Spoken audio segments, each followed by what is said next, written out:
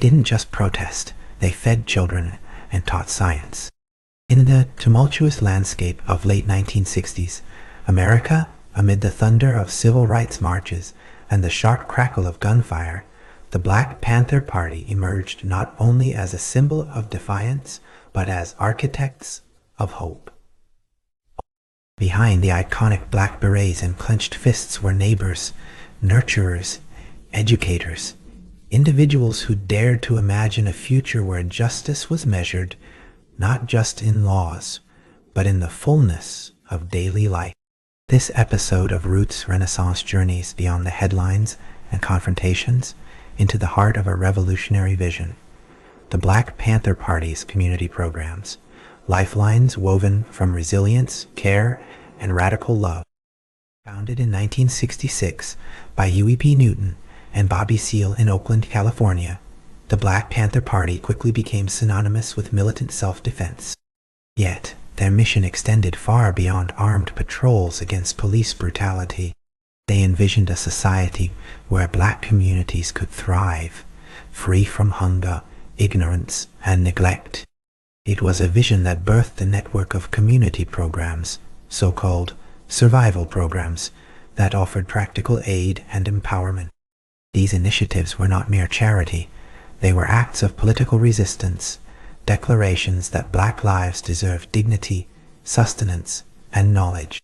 In this light, the Panthers redefined activism as the work of building life-affirming institutions amid a landscape of systemic deprivation. Among the most celebrated of these was the Free Breakfast for Children program, launched in January 1969. In communities where poverty was endemic and schoolchildren arrived hungry, the Panthers served thousands of hot, nutritious meals before the school bell rang. These breakfasts were more than food. They were a radical assertion that black children mattered. Volunteers transformed church basements and community centers into sanctuaries of nourishment. The program's success rippled across the nation, inspiring similar efforts by churches, synagogues, and even government agencies. Through bowls of oatmeal and eggs, the Panthers fed not only bodies but also a burgeoning hope that the state's failure could be met with self-determination and care. But the Panthers' commitment extended beyond food. They understood that liberation required education, a reclamation of knowledge long denied by segregated schools and systemic neglect. The party established liberation schools, alternative educational spaces, where black history and culture were taught alongside math and science. These schools challenged the dominant narratives that erased black contributions and stifled critical thought. Children learned about figures like Malcolm X and Harriet Tubman, but also about the laws of physics and the wonders of biology. The Panthers believed that intellectual empowerment was a cornerstone of freedom, that the mind must be armed as fiercely as the body. Science education was a particularly bold frontier. In the liberation schools, children dissected frogs, experimented with chemistry sets, and explored astronomy through homemade telescopes. This radical pedagogy confronted the stereotype that black children were incapable of excelling in STEM fields. It was a defiant claim to equal intellect and curiosity, a seed planted for generations to come. By teaching science, the Panthers broke cycles of educational deprivation and sowed the idea that black potential was limitless. This was activism in its purest form, transforming oppressive conditions through knowledge and nurturing self-worth.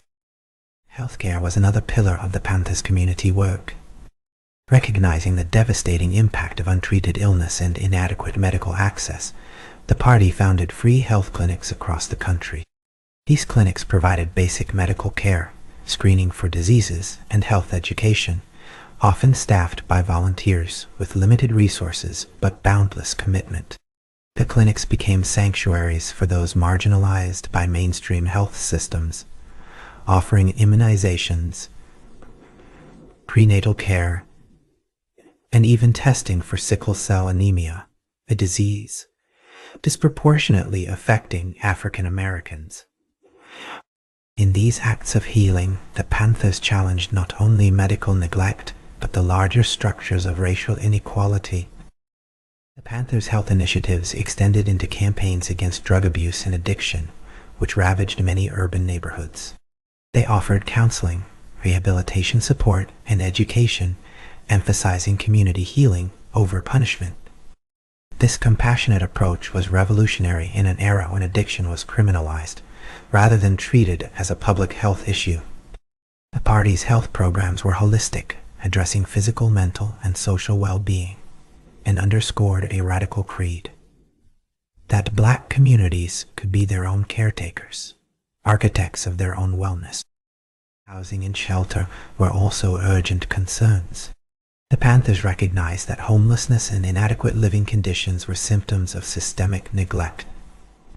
In cities like Chicago and New York, they organized rent strikes, fought evictions, and sometimes provided temporary shelter. These efforts highlighted the interconnectedness of economic justice and civil rights. Housing was not merely a roof over one's head, but a foundation for dignity and stability. Through these campaigns, the Panthers confronted the economic structures that entrenched poverty, insisting that basic human needs be met as a right, not a privilege. Another lesser-known but profoundly impactful program was the People's Free Medical Center's efforts to educate communities about sickle cell anemia.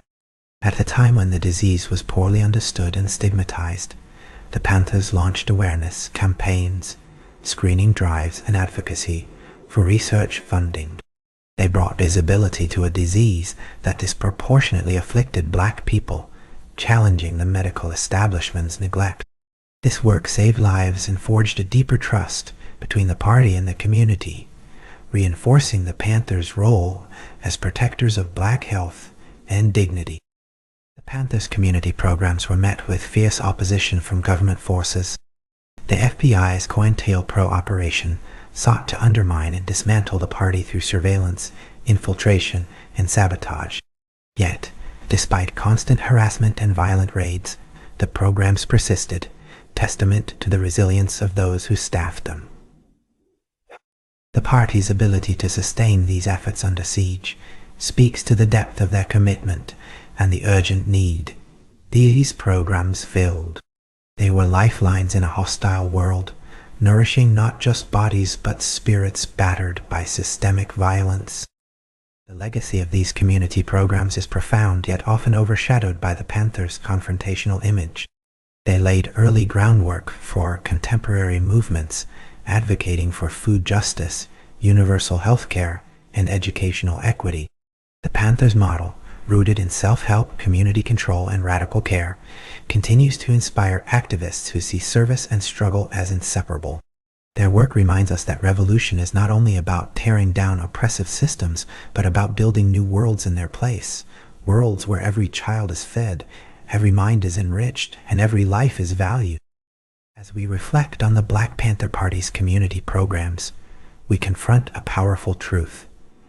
Activism is a tapestry woven from many threads: protest, protection, and profound care. The Panthers' survival programs were acts of love in a landscape of cruelty, building bridges between resistance and restoration.